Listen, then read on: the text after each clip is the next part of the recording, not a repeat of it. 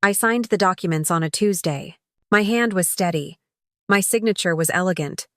The pen moved across the paper with the kind of confidence that comes from absolutely knowing that you've already won.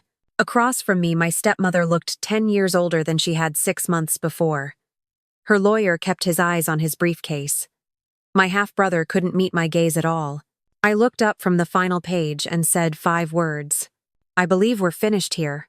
The lawyer gathered the documents. Patricia stood without a word. Marcus followed her out like he always did, 1 step behind, 1 step too late. The door closed. My attorney, Sarah Chen, smiled. "How do you feel?" I considered the question. Really considered it. "Complete," I said. "Let me tell you how we got to that room. It started 6 months earlier. On the worst Tuesday of my life. My father died on a Monday. His name was Richard Carter. He was 62 years old. Pancreatic cancer. We'd known for 6 months that we were running out of time, but somehow you're never really ready. I was holding his hand when he went. It was peaceful. Quiet. He opened his eyes one last time, looked at me and said, "You know what to do, Emily. Trust the work we did." I thought he meant the business. Carter and Associates. The investment firm we'd built together over 8 years. I thought he meant trust the systems, the processes, the foundation we'd established. I didn't realize he meant something else entirely. I didn't realize he'd been preparing me for war. The funeral was on Wednesday. Small. Tasteful. My father would have approved. Patricia, his second wife, played the grieving widow beautifully. She'd been married to him for 7 years. She wore black Chanel. Her tears were perfectly timed. Marcus, my half-brother, stood beside her. 22 years old. My father's son from his second marriage. We weren't close. We'd never been close. But I thought we were family. I was wrong about a lot of things. The will reading was scheduled for the following Tuesday. Standard procedure. Nothing unusual. Our family attorney, Mr. Harrison, had handled my father's affairs for 20 years. Except Mr. Harrison wasn't there. I should have known right then. But I was grieving. My father had been gone for 8 days. I wasn't thinking clearly. I wasn't thinking strategically. That was my first mistake. The attorney who greeted us in the conference room was someone I'd never met. Young. Maybe 35. Expensive suit. He introduced himself as James Whitmore, representing the estate. "Where's Mr. Harrison?" I asked. "Mr. Harrison is no longer handling the Carter estate," Whitmore said smoothly. "Mr. Carter retained my services 3 weeks before his passing. 3 weeks. My father had been in hospice 3 weeks before he died. Barely conscious. On morphine for the pain. I felt something shift in my chest. A warning. A whisper of wrong. But I sat down. Patricia sat across from me, her face composed. Marcus took the seat beside her. They looked prepared, like they'd rehearsed this. Whitmore opened a leather folder and began to read. "I, Richard James Carter, being of sound mind and body." The will was dated 3 weeks before my father's death. In it, Patricia inherited the house, the cars, the personal assets, everything in his name. Marcus inherited Carter and Associates. 100%. Full ownership. Complete control. I received $10,000 and a box of personal effects. $10,000. For 8 years of work. 8 years of building that business from 6 clients to 60. 8 years of 80-hour weeks and weekend strategy sessions, and learning everything my father could teach me. $10,000. I sat very still. Patricia's face showed concern. Perfectly calibrated concern. "Emily, darling, I know this must be difficult." "It's fine," I said. My voice was calm. Steady. I could hear my father's voice in my head. Never react in the moment. Never show your hand. Information first. Emotion later. Marcus finally looked at me. There was something in his eyes. Not guilt exactly. More like satisfaction. Like he'd won something. "The business needs young leadership," he said. Dad understood that. No hard feelings, right? No hard feelings. I stood. "If that's everything, I should go." Whitmore looked surprised. "Don't you want to discuss?" No, I said. I'm sure everything is in order. Thank you for your time. I walked out of that office with my head high and my hands steady. I made it to my car before the shaking started. I learned something valuable in that moment. Silence is not acceptance. Silence is strategy. While they mistook my composure for defeat, I was already 3 steps ahead. Because my father taught me to read documents. And that will... It had my father's signature, but it didn't have his voice. I didn't go home. I went to my apartment. The one I'd kept separate from all the family drama. The one that was mine. I made coffee. Black. The way my father taught me to drink it. Then I started thinking. My father was meticulous. Careful.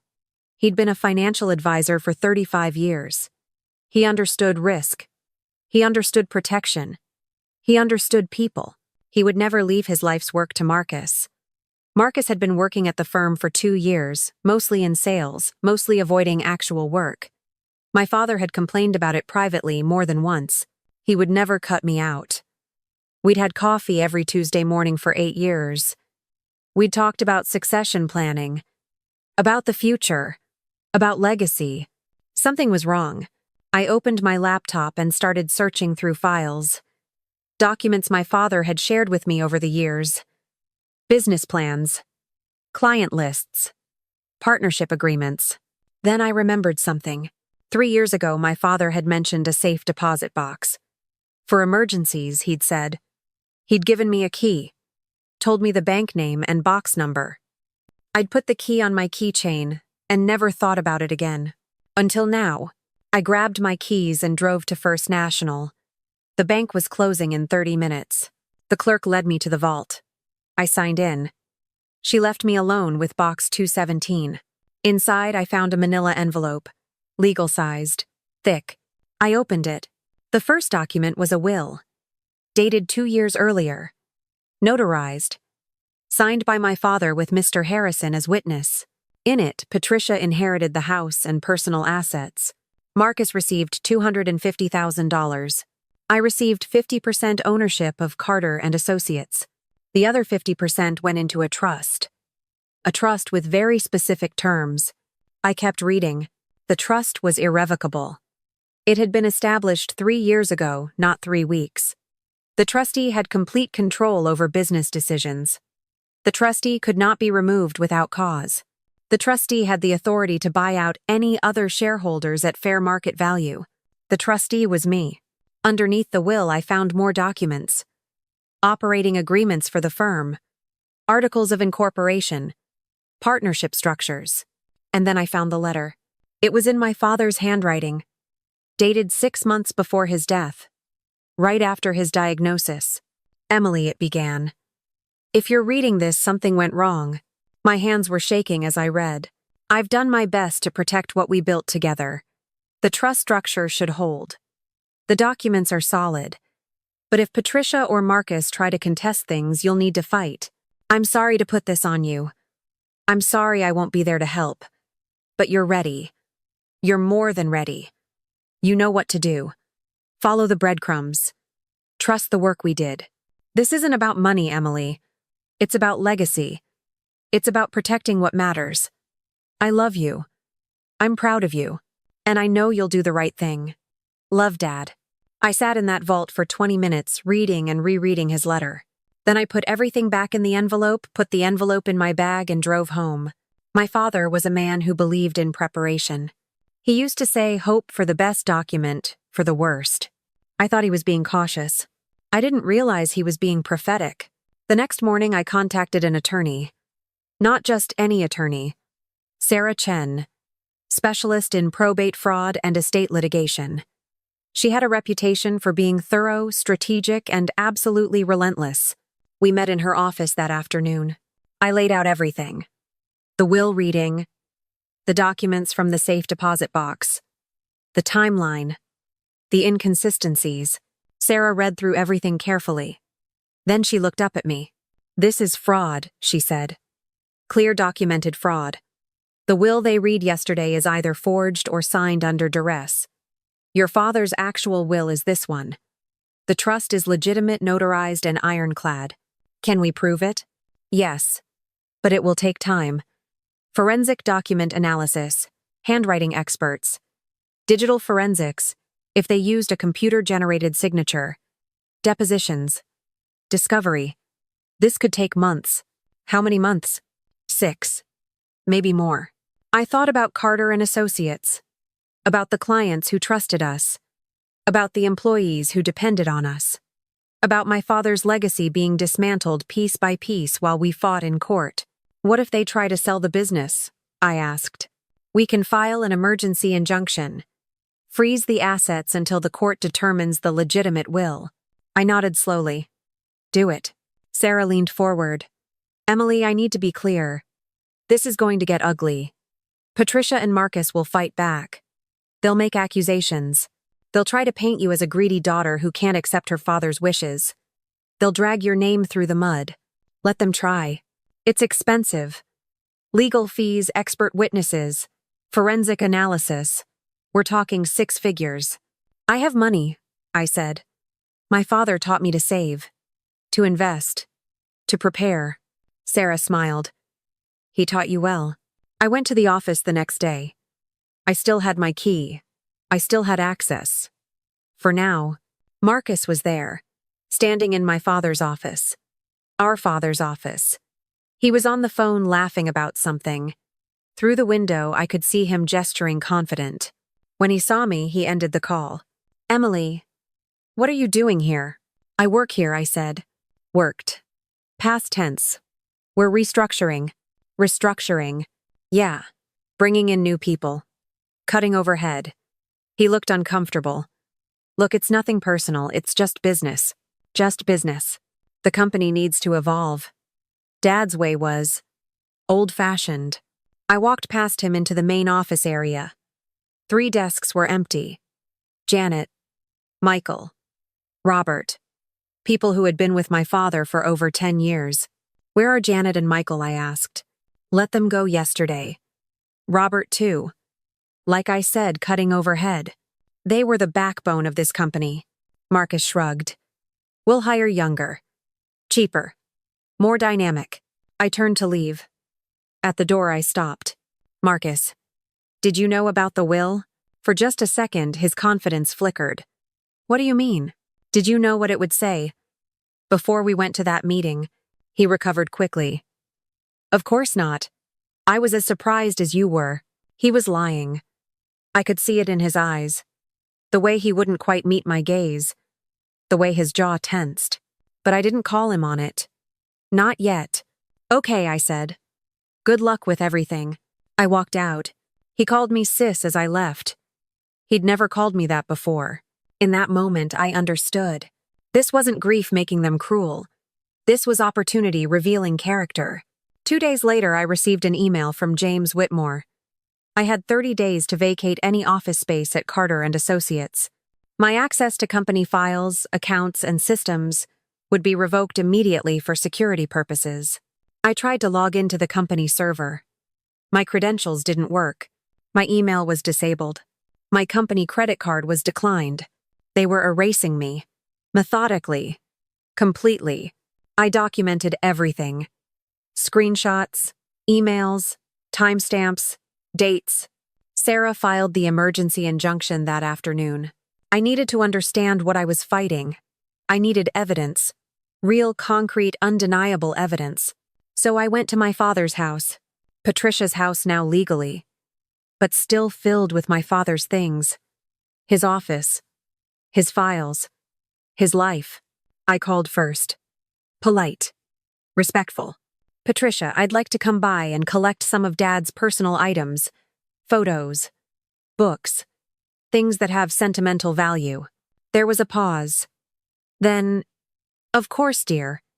That's only appropriate. Tomorrow afternoon? Perfect. She was cold when I arrived. Cordial, but cold. The warmth she'd shown when my father was alive had vanished. I've put some boxes in Richard's office, she said. Take what you want.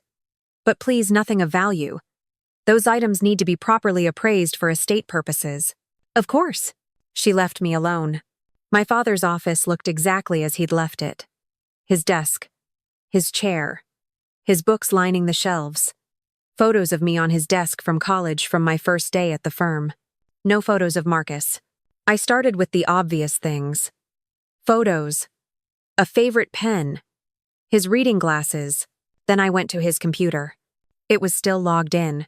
I plugged in a thumb drive and started copying files. Documents, emails, financial records. Everything I could find. In his email I found drafts. Messages he'd written but never sent. Notes to himself about the business. About people. About decisions. And then I found the folder labeled Concerns. Inside were emails. Dozens of them. Between Patricia and Marcus. Dating back 8 months. Right after my father's diagnosis. I started reading. Patricia, to Marcus 9 months ago. Once he's gone, we need to move quickly. Emily will contest if we give her time to think. Marcus to Patricia 8 months ago. What about Harrison? He knows Dad's real wishes. Patricia to Marcus. We'll use Whitmore. He's handled situations like this before. Discreet. Marcus to Patricia 7 months ago. What if Emily fights? Patricia to Marcus, she won't. She's too proud, too dignified. She'll take the token amount and walk away. Trust me, I read that email 3 times. Not because I didn't understand it, but because I needed to accept it. They had been planning this. While I was sitting with my father during chemotherapy. While I was managing his medications and his appointments and his pain. While I was holding his hand and telling him everything would be okay. They were planning to rob me. Some things you can forgive. This wasn't one of them. I copied everything. Every email. Every document. Every file. On my way out, Patricia stopped me. Find what you needed. Yes, I said. Thank you for your time.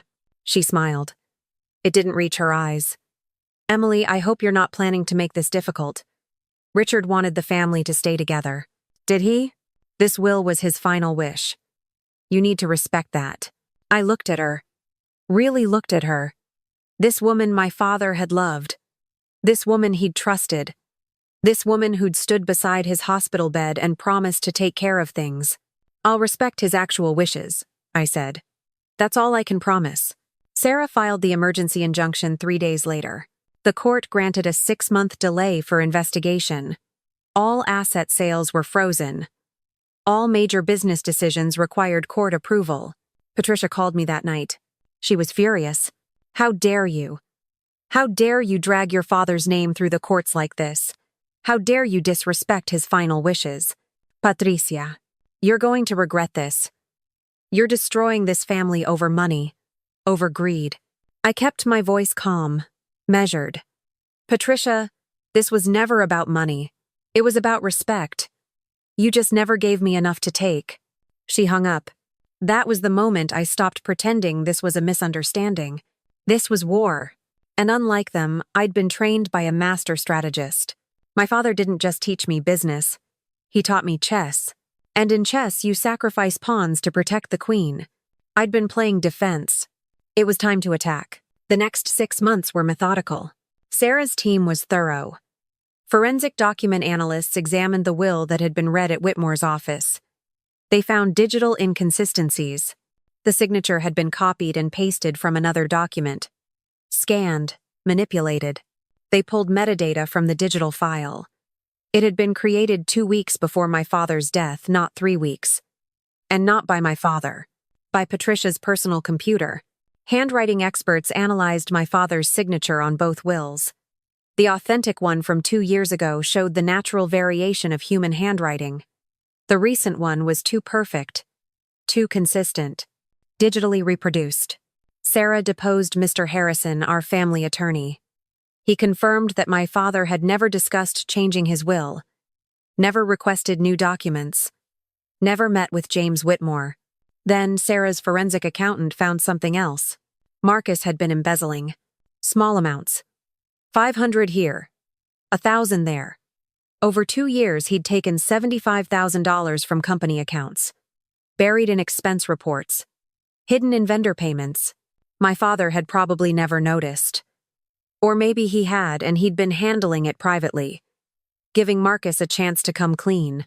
Marcus hadn't taken that chance. Now we had everything: fraud, forgery, embezzlement, a pattern of deception. But I still had to testify. I still had to stand up in court and make this real. The hearing was scheduled for late September, 6 months after my father's death. 6 months after that Tuesday in Whitmore's office. The courtroom was smaller than I expected. More intimate. Wood paneling. High ceilings.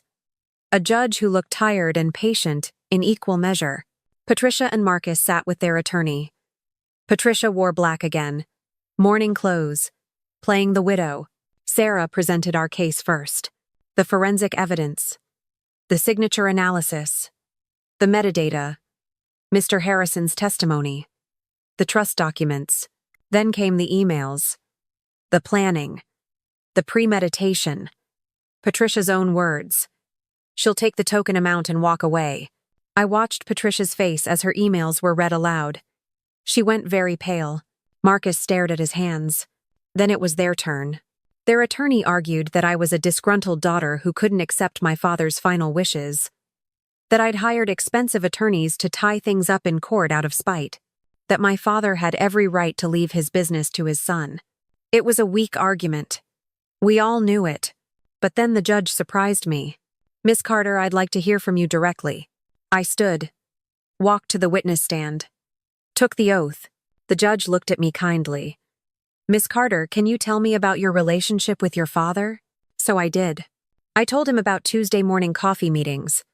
About learning the business from the ground up. About 8 years of working side by side. About my father's values. His integrity. His belief in doing the right thing. I told him about the diagnosis. About the chemotherapy. About being there. I told him about holding his hand when he died. My voice broke once. Just once. When I talked about his last words. Trust the work we did. The judge waited while I collected myself. "Miss Carter, if this court finds in your favor, what are your intentions regarding the business?" This was the moment. The moment I could destroy them. Take everything. Press criminal charges. Burn it all down. Or the moment I could choose something else. I took a breath. "Your Honor, my father built Carter and Associates to serve clients and employees, not to enrich family members. If I'm granted control through the trust, I intend to restructure the business according to the principles he taught me. I'll rehire the employees who were terminated. I'll protect the clients he valued. I'll ensure his legacy continues. And your stepmother and half-brother? My father loved them, so I'll offer them severance packages and the opportunity to walk away with dignity. But they'll never have control of his life's work again." The judge nodded slowly. "Thank you, Miss Carter." People ask me if I felt triumphant in that moment. I didn't. I felt tired. Vindication doesn't erase betrayal. Winning in court doesn't bring your father back. But justice. Justice matters. Not for revenge. For legacy. The judge ruled in my favor. The trust was activated. The fraudulent will was thrown out. My father's actual will, the one from 2 years ago, was recognized as legitimate. I became sole trustee of the trust. Controlling shareholder of Carter and Associates. Patricia received the house and personal assets as my father had intended. Marcus received nothing. Due to the embezzlement, his inheritance was forfeited. But the judge gave me an option. Press criminal charges or allow restitution and resignation. I chose the latter. Marcus would repay the $75,000 over time. He would resign immediately. He would sign an NDA. He would never work in finance again. Patricia and Marcus would receive severance packages. Enough to live on. Enough for dignity. Not enough for comfort. My father would have approved. He always believed in proportional consequences. And that's how we got to that Tuesday. 6 months after the worst day of my life. The day I sat across from Patricia and Marcus in a conference room and signed the final documents, transferring full control of Carter and Associates to my name, activating the trust, ending their claim. Sarah was there. Witness to the signatures. Architect of the victory. Patricia and Marcus signed their releases, their NDAs, their acknowledgments. They didn't speak to me. Didn't look at me. They left the room in silence. Sarah gathered the documents. "How do you feel?" "Complete." That was 3 months ago. Carter and Associates is thriving now.